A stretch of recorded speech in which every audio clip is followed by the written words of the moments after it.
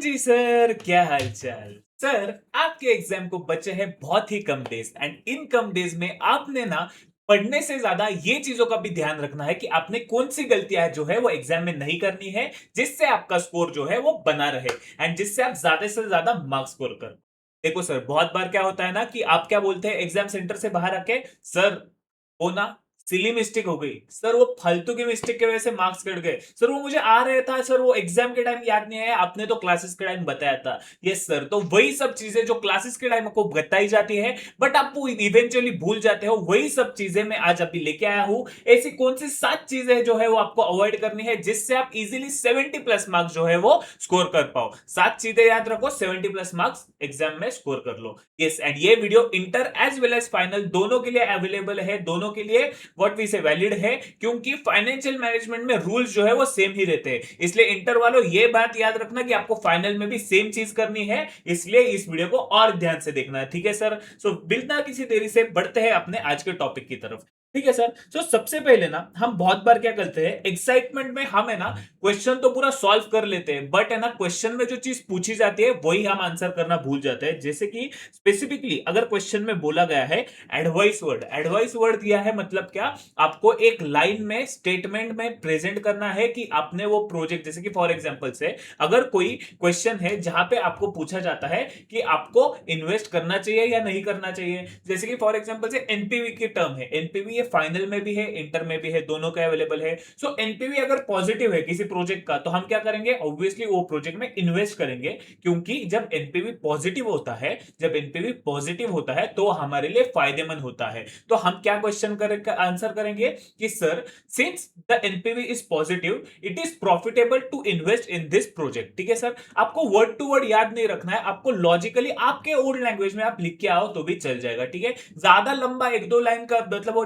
3-4 line 3-4 paragraph नहीं लिखने हैं, आपको सिर्फ एक सिंपल लाइन लिखनी है एंड इससे क्या होगा ना आपके 2 मार्क्स बच जाएंगे। या वरना क्या होगा, आप पूरा सॉल्व करके आओगे, 7 में से सिर्फ आपको 5 मार्क्स मिलेंगे कैलकुलेशन के, क्योंकि स्टेप वाइज मार्किंग तो आपको मिलने ही वाली है बट उसी के साथ साथ ये जो वर्ड ना लिखने की वजह से मतलब सब कुछ सॉल्व कर लिया एंड में जाके छोड़ दिया, तो इसीलिए हमें वो ध्यान रखना है कि एंड में एक्चुअली पूछा क्या है। ठीक है सर, इसी के साथ साथ ये देखो यहाँ पे मैंने बोला है वन वन लाइन कंक्लूजन लिखनी है आपको सिर्फ आपके लैंग्वेज। क्लियर है सर?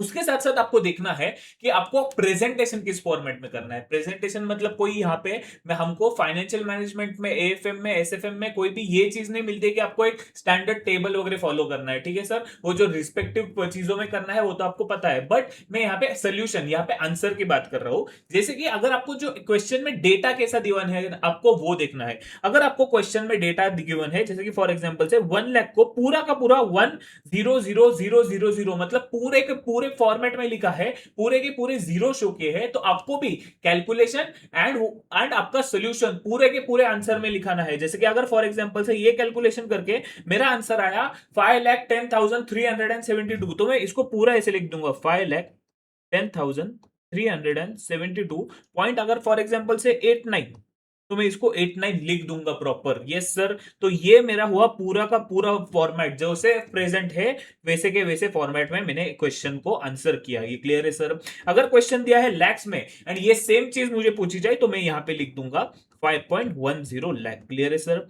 एंड मिलियंस में दिया रहेगा तो ऑब्वियसली 5 पॉइंट मतलब 0.51 मिलियन, ऑब्वियसली 1 मिलियन मतलब 10 लाख होता है, तो रिस्पेक्टिवली आपको आंसर करना है। यस सर, ये चीजें एग्जाम में मार्क्स कट कर सकते हैं आपके। यस सर, ये अगर आप नहीं करोगे ना जैसे क्वेश्चन में पूछा है उसी तरीके से अगर आप लिखोगे नहीं, आपके एग्जाम में मार्क्स जो है वो कट हो सकते हैं। क्लियर है सर?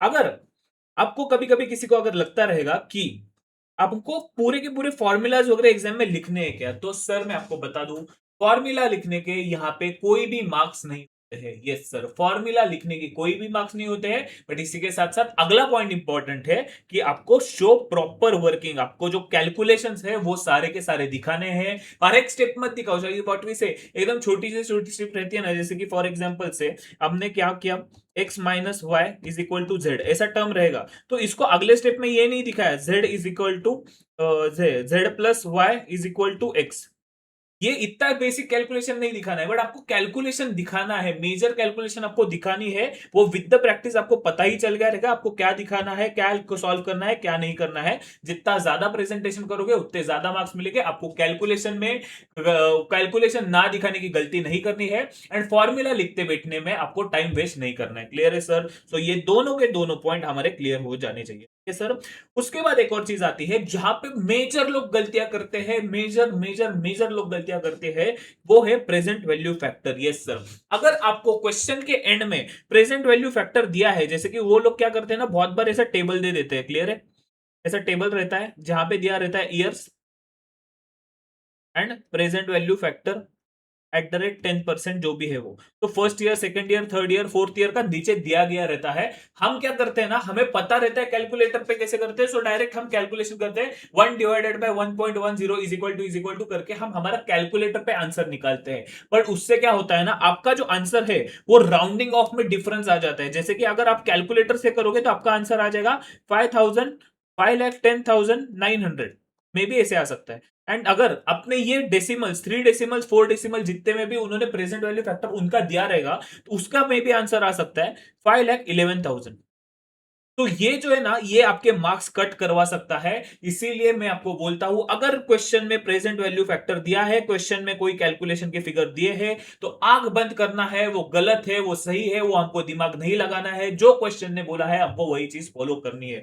Yes sir. सो हमारा सबसे पहले हमने बोला कि क्वेश्चन को ध्यान से पढ़ेंगे, उसके बाद जिस डेटा में हमको क्वेश्चन पूछा है उसी डेटा में हम आंसर करेंगे। फॉर्मूलाज लिखने में टाइम वेस्ट नहीं करेंगे, बट सारे के सारे कैलकुलेशन हम एग्जाम में दिखाएंगे। क्लियर है सर? एंड जो प्रेजेंट वैल्यू फैक्टर क्वेश्चन में दिया रहेगा, जो क्वेश्चन बोलेगा हम वैसे के वैसे करेंगे। ठीक है सर? एक इंपॉर्टेंट पॉइंट आता है कि यहां पे भी मुझे भी यकीन नहीं था कि लोग इसमें भी कंफ्यूज होते रहेंगे, बट मेरे खुद की एक फ्रेंड ने ये गलती की थी, इसलिए मैं ये स्पेशल पॉइंट लेके आया हूं। जिनको नहीं पता, हमको एमसीक्यू सिर्फ और सिर्फ ओएमआर शीट पे सर्कल करने रहते हैं। हमको MCQ only on OMR sheet, OMR sheet के अलावा हमको एमसीक्यू कहीं नहीं करने हैं। आपको क्वेश्चन पे आपका आंसर सॉल्यूशन में कहीं भी उसके कैलकुलेशन दिखाने नहीं रहते हैं। कैलकुलेशन के कोई मार्क्स नहीं है, आपको सिर्फ ए बी सी डी, मतलब 1 का आंसर सी रहेगा तो यहां सर्कल कर दो, 2 का आंसर ए रहेगा तो यहां सर्कल कर दो, इतना ही करना है। आपको मेन आंसर शीट में आके कोई भी कैलकुलेशन नहीं दिखाना है कि 1 का कैलकुलेशन कैसे आया, 2 का कैलकुलेशन कैसे आया। अगर थ्योरी रहेगी तो उसका एक्सप्लेनेशन कुछ नहीं देना है। ये मेरे फ्रेंड ने किया हुआ है एग्जाम में, उसने बहुत ज्यादा टाइम इस पे वेस्ट किया है। ये सब आपको गलतियां नहीं करनी है, प्लीज इसको याद रख लो। अगर किसी को नहीं पता रहेगा ना, प्लीज अभी कुछ कमेंट वगैरह ये मत करो कि मुझे याद नहीं था। कमेंट ये कर दो कि I will clear this exam. हर एक जन ये एग्जाम ये कमेंट करेगा कि I will clear in this attempt. Yes sir. और लास्ट चीज जो सबसे इंपॉर्टेंट आती है डेसिमल के इसमें, जिसमें लोग बहुत ज्यादा कंफ्यूज होते हैं, डेसिमल पॉइंट्स, कि हमने डेसिमल पॉइंट्स कितने। ठीक है? तो सबसे पहले ना ज्यादा दिमाग मत लगाओ, व्हाट वी से, ज्यादा लर्न करने की कोशिश मत करो, लॉजिक के साथ चलो। अगर क्वेश्चन में कोई डेसिमल पॉइंट मेंशन है कि आंसर इन 2 डेसिमल, तो ऑब्वियसली हम एक आंसर को 2 डेसिमल पॉइंट्स में ही दिखाएंगे। क्वेश्चन ने बोला करने का तो करने का, वो मुन्ना भाई में बोलता है ना, भाई ने बोला करने का तो करने का, वैसे ही क्वेश्चन ने बोला करने का तो हमें करना है। ठीक है?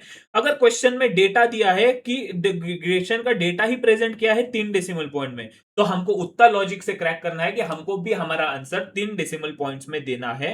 एंड अगर अदर कोई सिचुएशन रहेगी, साइलेंट सिचुएशन में क्या करते हैं यूजुअली हम, अमाउंट परसेंटेज जो भी होता है, अमाउंट एंड परसेंटेज, मतलब फॉर एग्जांपल रुपीज 2.56 लैक्स, इसे इसको 2 डेसिमल पॉइंट्स में दिखाते हैं 5.79 परसेंटेज। ये हम परसेंटेज एंड रुपीज को 2 डेसिमल पॉइंट्स में दिखाते हैं। एंड प्रेजेंट वैल्यू फैक्टर जो कैलकुलेट करते हैं, प्रेजेंट वैल्यू फैक्टर हम हमेशा 3 डेसिमल में कैलकुलेट करते हैं, जैसे कि 0.789। ये सर, जो हम प्रेजेंट वैल्यू फैक्टर हम 3 डेसिमल में दिखाते हैं, बाकी सब हम 2 डेसिमल में दिखाते हैं। एंड बाकी रिस्पेक्टिवली कोई आंसर रहेगा तो उसके अकॉर्डिंग हम क्वेश्चन के अकॉर्डिंग उसको सॉल्व करते हैं। सर, तो ये टिप्स आपको एग्जाम में फॉलो करनी है। आई एम श्योर कि आप इसी के साथ एग्जाम में और अच्छे से पेपर कर लोगे, प्रिपरेशन कर लोगे। तो प्लीज आपके पढ़ाई में कोई भी कमी मत रहने देना। लास्ट के 10 दिन है, आपको एक चीज़ नहीं करनी है जो कि रिग्रेट नहीं रखना है। आप लोग जितना हो सके उतना ज़्यादा पढ़ाई करो। रिज़ल्ट क्या आएगा, क्या नहीं आएगा वो आपके हाथ में है नहीं, बट आपके हाथ में एक चीज़ है, अभी पढ़ना। अभी पढ़ाई नहीं करोगे ना, फिर मैं आपको बोलता हूँ आपको एक चीज़ आएगी, रिग्रेट, एंड रिग्रेट से गंदी चीज़ कोई नहीं होती है, ठीक है? इसलिए कोशिश करते रहना, रिग्रेट के पीछे मत भागना।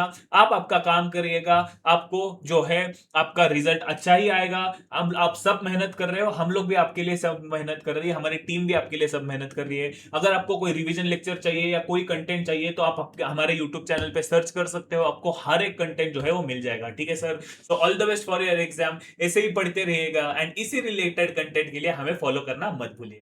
Over and out.